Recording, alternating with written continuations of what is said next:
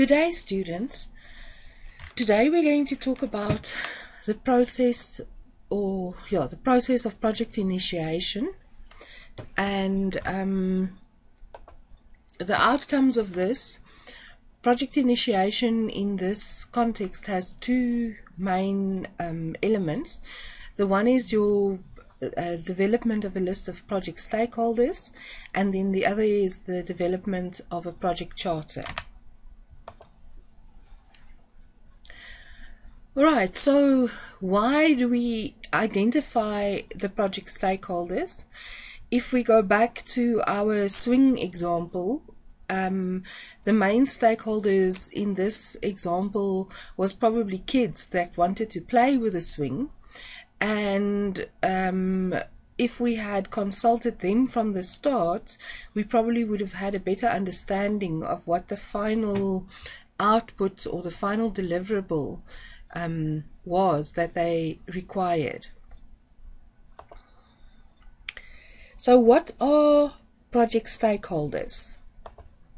So I would like this guy to be my project stakeholder because he can hold the stake at my braai at any time. But that's not what we mean when we talk about project stakeholders. Project stakeholders are persons or organizations that form part of the project team or have a vested or perceived interest that can be affected by the project. So if we take the wonderful example of the Sunroll project and we think about the stakeholders, Sunroll from the beginning obviously saw the funding agencies and the government as their stakeholders.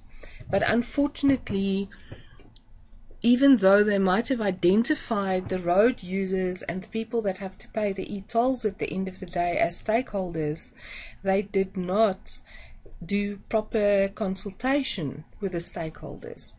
And so the reason why we identify stakeholders is so that we can manage those stakeholders and so that we will know how to react and how to manage the stakeholders at the end of the day.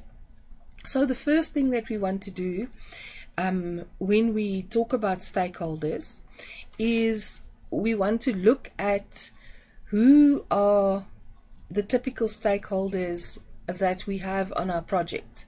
So we have the clients, we have the customer, we have the owners or other recipients of deliverables.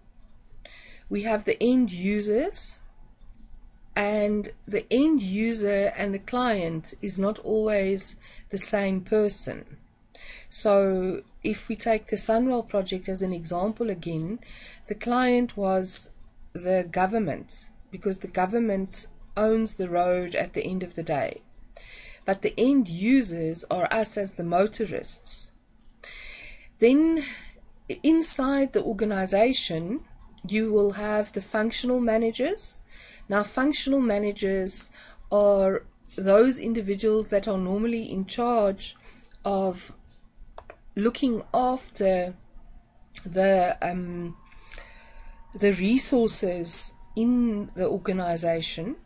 And so you can see that they are important stakeholders to our project because as project managers, we have to negotiate with the functional managers for stakeholders. Then we have our project manager, and then of course the senior managers are also stakeholders in our project. And where the project manager is focused on getting the project out on budget, on time, and on scope, the senior managers might have other hidden agendas of things that they actually want the project to do as well. Then there are the financiers, so the people that provide the finance. We also sometimes do projects in joint ventures, so your joint venture partners will be stakeholders. Subcontractors obviously will be stakeholders, and environmentalists will be stakeholders. Now, those are the stakeholders that we often want to ignore and do ignore. And the problem is that if our project is some way down the line and the environmentalists like Greenpeace come and they chain themselves to the trees that we have to chop off in order to do our projects, it causes problems for our project. It causes delays, it causes cost. It might mean that we won't be able to finish the scope of the project.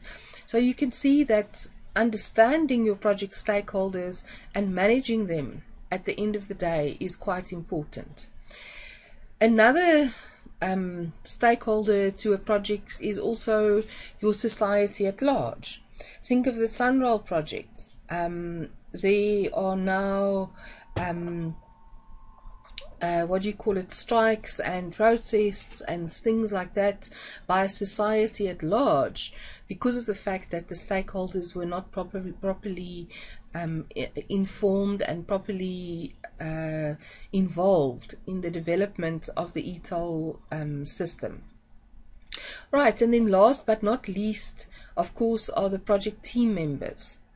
And they are sometimes the most important stakeholders because at the end of the day they are the ones that have to buy into what the project has to do, because they have to, at the end of the day, deliver the project.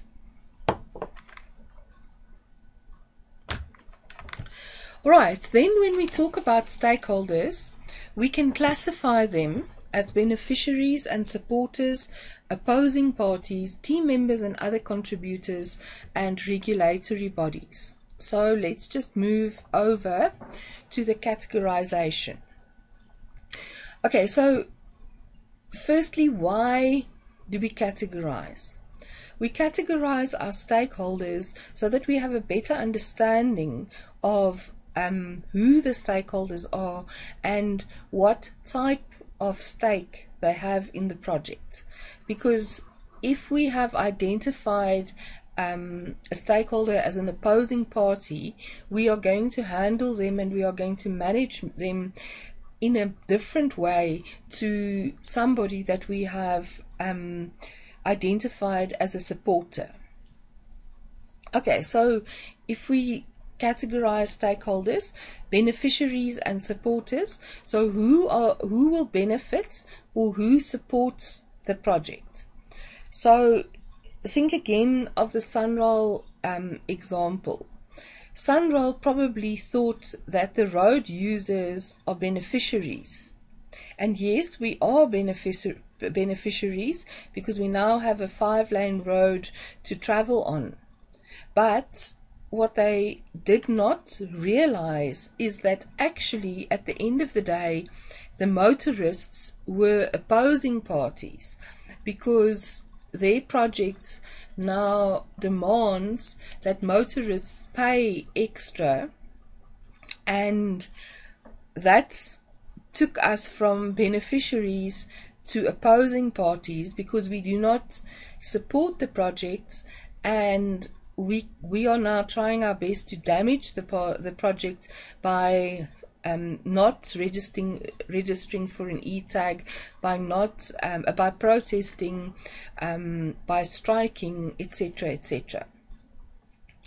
Supporters of the project obviously were the government, and in the opposing parties at the moment, we even find the South African Council of Churches are now opposing the e-tolling project. Okay, then the next category is team members and other contributors. So who is the project team and who else contributes to the project? So the project team is that core team that is responsible for the project in your organization, and other contributors would be contractors, consultants, in the case of the Sunroll projects, they had overseas financial contributors to the project. And those overseas financial contributors to the project end up benefiting from the project at the end of the day as well. Then the last thing is the regulatory bodies. Now, I like to define a regulatory body as someone who has teeth to hurt the project if they are not consulted or if they are not adhered to. So the Roads Agency of South Africa would be the regulatory body in terms of the Sunroll project, because they would have made or they would have specified what the roads have to look like, what the specification in terms of the type of tar used, the quality of the road, the period that the road could be used, etc., will be. So if Sunroll's road does not meet that specification, the roads agency can turn around and say, sorry, but we're closing the road indefinitely. So the regulatory body is the one that can stop your project because you have not conformed to certain requirements on the project. It's important to note that a regulatory body cannot be a document. So you can't tell me that ISO 9000 is the regulatory body. Yes, ISO 9000 specifies certain steps that you have to take, but at the end of the day, it is the ISO 9000 quality inspection team who have the teeth that will stop your project and will say, no, this isn't the right way, you have to go back and redo things, and that is what costs you money at the end of the day. Okay, so now the next thing that we want to talk about is the project charter. So how it normally works in any organization is that there is a document that starts the project, and in the terminology of the PMI, this is called a project charter. Sometimes the project charter can also take the form of a request for proposal or of a contract that is placed on the organization. But the main elements that we are going to discuss should be present before the project is kicked off. So if you receive an RFP or a contract and these elements are not properly defined, it is a good idea to sit down and to define them for your project and to get agreement from the clients before you continue. Because if you understand at this stage of the project what the project is about, what the objectives are, how we're going to measure, what the scope is, etc., your chances for failure, your chances for success are just so much better. And if you do not generate a project charter, you are setting yourself up for failure. Okay, so what is a project charter? So if you look at the map, a project charter basically tells you when you are planning to go overseas, where you want to go. Because if I look at the map and I say I want to travel overseas, that's not very clear what exactly my objectives are.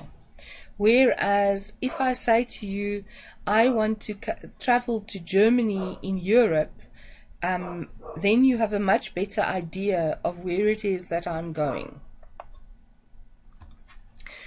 Okay, so normally a project charter is used to obtain approval from the company's CEO as well as funding from outside organizations, for example, the government. Therefore, all stakeholders and role players and each one's individual objectives must be taken into consideration. So the project charter is a definition of what and whom, and then also it has a justification of why we are doing the project.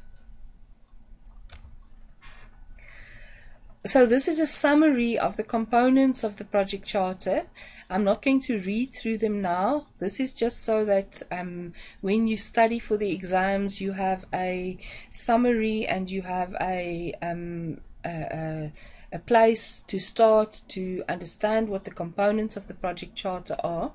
But we will now go through each of the components of the project charter in detail. Alright, so the project objectives. So project objectives are concrete statements that describe what the project must achieve. So when we talk about objectives, we normally talk about SMART objectives. So they must be specific, they must be measurable, they must be achievable, they must be realistic, and they must be time bound. So what am I going to achieve? How am I going to measure it? Can I achieve it given the resources that I have? Is it realistic to achieve that? And by when must I achieve it? Then the next thing that the project charter has to include is the beneficiaries and the benefits to the beneficiaries. So firstly, who will benefit from the project? So if we think about the Sunroll project, who are the people that benefit from the project? Well, at the moment, from a cynical point of view, the government and the overseas financiers are the ones that benefit from the project. If we take a wider view, we as the road users also benefit because there is a better road infrastructure in place. Okay? But are the benefits worth the money that we have to pay in order to get those benefits? And we as road users are mostly saying no. Okay, so there I've now identified three beneficiaries. So the government, the overseas financiers, and the road users. And I've stated, so the government, what does the government benefit? They get a road network that belongs to them at the end of the day. What do the overseas financiers benefit? They get a return on investment for the money that they laid out. And the road users benefit because there is a better road network in place.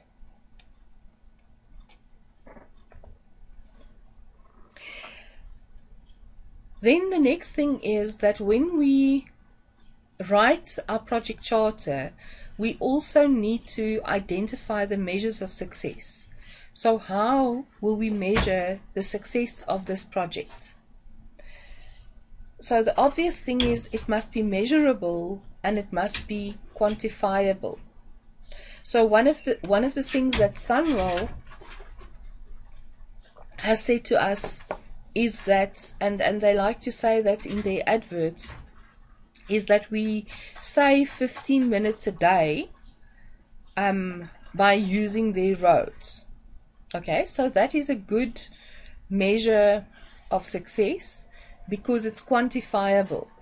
Because I know how long it took me to get to work in the past before the road network was upgraded, and I can now go and measure and say how much less time do I spend on the road, and is what they're telling me actually the truth.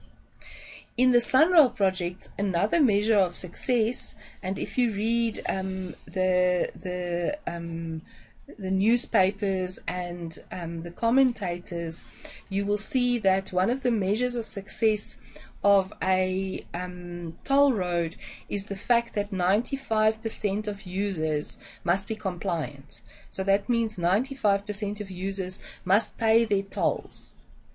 Okay, so in that sense, at the moment, I suppose, okay, so you can see that it is measurable because you can look at how many people use the toll roads, and it is quantifiable because you can add a number to it. So you can say that 4 million people use the toll roads, and of the 4 million people, 1 million have tags. So that means that a quarter of people are paying their tolls at the moment. But the measure of success was that 95% of people have to pay their tolls. So you can see that in terms of this measure of success, SANRAL is failing at the moment. Okay, then the summary scope, and here students tend to make a mistake in that they start listing the activities and the tasks that need to be done in order to get to the final deliverables. But what we want to do here is we want to say what is in the scope and what is out of the scope, and we only want to look at the high level activities and deliverables. And it's critical that we define those, because later on you will see we make assumptions, and if we don't define those now, we will make false assumptions at the end of the day. Okay, so if we again, I've now basically cottoned onto the SANRAL project as my example for this, but if we look at the summary scope that SANRAL would have had at the beginning, they would have had to say that upgrade of the major roads in Gauteng, so the N1, the N3, and the N2 are inside the scope of the project, and upgrade of any secondary roads or any other roads than that are outside the scope of the project. And then in terms of high level activities, they would have had to state you know, what parts of the road they were going to upgrade, what parts of the road they were going to improve, and which parts of the roads they would have to rebuild, and also what the deliverables would be. So the final deliverable would be an upgraded road network, but obviously they would have broken those down into more detail.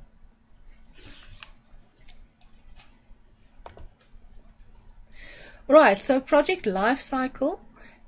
So here we have already spoken about the project life cycle in theme 1, but what gets added here is we have to add what are the deliverables for each phase of the life cycle. So if we maybe I should just open the picture of the life cycle that we were talking about last time. Let me just get to that picture.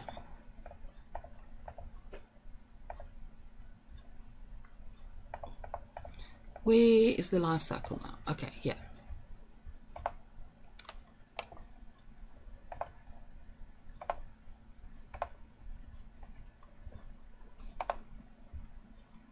Okay, so there we have a product life cycle. So remember that our project's life cycle is less than that because at the end of the day, in our project's life cycle, we do not include, where is a cross here now? Okay, I'm just going to do this. In our project life cycle, we do not include production, and we do not include operations. Okay, so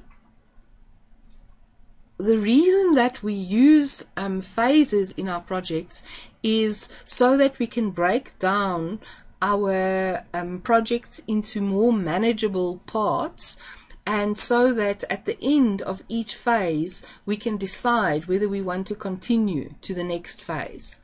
Okay, so typically if we do a need identification,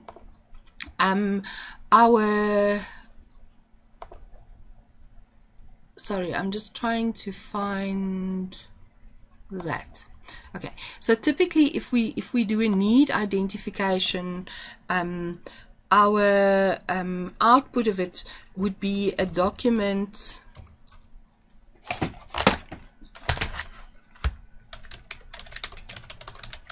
detailing the need.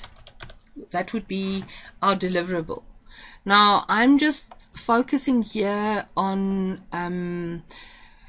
specific documents, but you can see that one of the deliverables would obviously also be a feasibility study, because we would need to do a feasibility study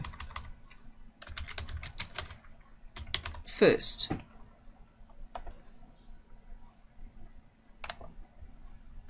Okay, then in our concept phase, we would obviously have as an output the concept design.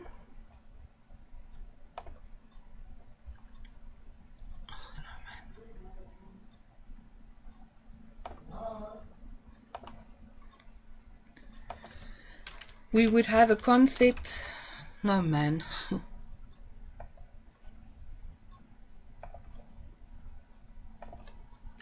We would have a concept design. Okay, I'm just going to talk now, because if I type then it's making the whole thing more difficult. Right, so at the end of the concept phase we would have a concept design, and remember that part of the phases, there are also project management documents that we need to generate. So at the end of the concept phase, that is normally where we will then have the project charter as one of the deliverables. Okay, then in the design phase, we will obviously have a physical design. So think about a building. You would then have a plan of what the building is going to look like. If you are busy with a project where you are developing a cell phone, you would have circuit diagrams and bills of material that tells you exactly what the design is about. As far as project management is concerned, you would also at the end of the design have a project planning document or a project plan, which tells you step by step what it is that you are going to do. And in the next few lectures we will be talking about the project plan and what it has in it in a lot of detail. Alright, then if you have a development phase, you would obviously then also have a deliverable at the end of the day. So if I'm building a building and I'm in the development phase, obviously at the end of it I would have my physical building and I would have documentation that signs off the building and says that the client accepts the building. So the deliverables for each phase of the life cycle is what you need to add here to the life cycle that we spoke about previously. Okay, so then the next thing is that executives do not like to tell you to go ahead with a project if they don't have a first order estimate of what it's going to cost. The problem is that according to the project management literature, at this stage, your cost and time estimates are approximate, and it's about plus minus 50%, whether you will be able to meet the duration and the cost that you state here. Unfortunately, executives tend to hold us to these estimates. So if you obviously understand the organization that you work in, and so you might need to put a little bit more effort into getting to a more detailed estimate if you are going to be held 100% to that estimate, because you cannot get to a final estimate of duration and cost until you have done a certain amount of work to actually identify activities, to estimate the duration of the activities, to estimate the effort in those activities. And that we actually only do when we get to the detailed project plan.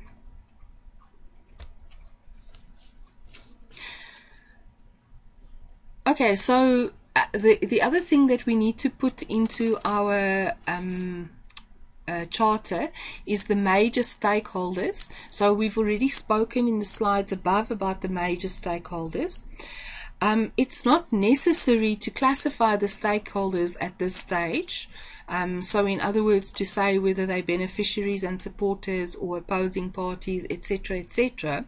But it can be helpful because it already starts triggering us to what the concerns of the stakeholders can be that we then have to take into account when we start the detailed planning. Okay, then we also have to document the assumptions. So the assumptions are the circumstances or events that need to occur for the project to be successful, but which are outside the control of the project team. So let us say that we are planning a wedding and it is an outside wedding. So we can make an assumption and we can say it will not rain. But that is obviously outside of our control. We can do due diligence and we can look at, for the time of year that we are planning the wedding, what are the chances of rain. And if the chances of rain, so if we are getting married in February in Gauteng, the chances of rain are probably quite high. And in that case, we probably don't want to list it as an assumption. We want to list it as a risk. Other assumptions that we can make is also where we require things from the client. So if we need, say, a certain piece of equipment that the client has to supply, then here in the assumptions we will say it is assumed that the client will be supplying this piece of equipment. Because if you think about it, if the client does not supply that piece of equipment, it will have an impact on the cost and probably the schedule of our project. So we only list the assumptions that have a reasonable chance of occurring. So we cannot say that we need uranium from Mars and we assume that the client will supply uranium from Mars. Because the chances of that occurring are very close to zero, because we're only having a manned flight to Mars in 10 years. And the reason that we put the assumptions here is that the assumptions clarify the stakeholders' understanding. Because if the client reads the charter and I have assumed that they will supply a certain piece of equipment, they understand that this is what I want them to supply. because acting on false assumptions can increase project risk. So as I've said, if I say that the client must supply a certain piece of equipment, and that's a false assumption because the client cannot supply that, that means that my risk of my project is increased, because my cost and my time and even my scope will have to then change. Okay, so risks are again circumstances or events outside of the control of the project team, and they have adverse effects on the project if they occur. Risks cannot always be eliminated, but they can be anticipated and managed. So we need to anticipate things that can go wrong, and we then have to do something to manage the risk. So if we take the example of it raining, we're getting married in February, and it is raining, or the chances are that it will rain. One of the ways that we can maybe manage the risk is to rent a whole lot of umbrellas, so that we can hand out umbrellas to the guests as they get out of their cars and go into the church or into the reception hall. And we probably then also don't want to have an outdoor wedding. Now, at this stage of the project charter, we only want to list the risks that have a high probability of occurring and have a high negative impact. So what we mean by a high negative impact is that if that risk occurs, it means that the project is going to fail.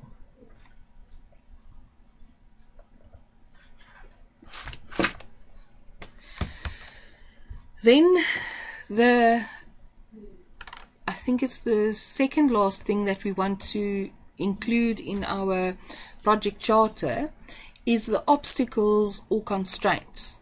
So any known constraints imposed by the environment or by management. So typical constraints include that there is a fixed budget. So it doesn't matter what we do, we need to do the work in this fixed budget. And remember, as we've spoken about, and this is typically where you would put that matrix that tells you in terms of time, cost and performance, which one is the most important, which one is fixed, which one is constrained, etc., etc.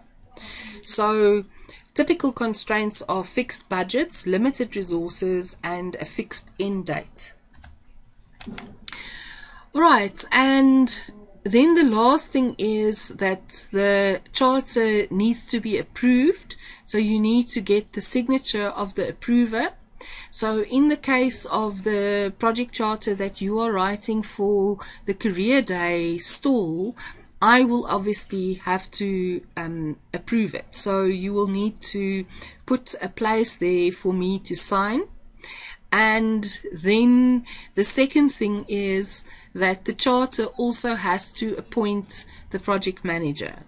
So from your point of view, you need to then decide who the project manager is going to be on this project for your career day stall, and I will then approve that. Okay, and that is pretty much the theory regarding stakeholders and regarding project charters. I will put some questions onto my tutor later in the week, which you can use to prepare for class, and then in class we will do some practical examples on this topic. So thank you for your attention.